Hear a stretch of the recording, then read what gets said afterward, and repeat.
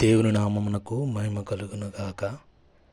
నిజ దేవుని ఎరిగిన మనము ఏదైనా పని మొదలుపెట్టేటప్పుడు భయము, దిగులు మనలను ఆటంకపరుస్తాయి.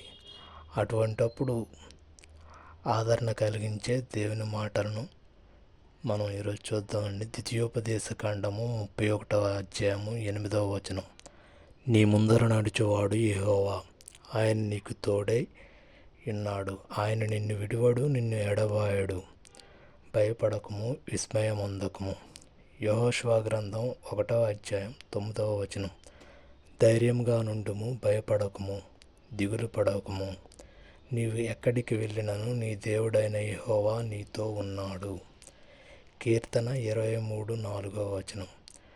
నేను మరణ ఛాయగల లోయలో నడిచినను ఏ అపాయమునకును భయపడను, నీవు నాకు తోడై ఉన్నావు. మత్తయి సువార్త 28వ అధ్యాయం 20వ వచనం. ఇదిగో, యుగ సమాప్తి వరకు నేను ఎల్లప్పుడూ మీతో కూడా ఉన్నాను. దేవుడు సర్వశక్తిమంతుడు. ఆయనపై విశ్వాసం ఉంచితే మనకు సహాయం చేయవాడై ఉన్నాడు.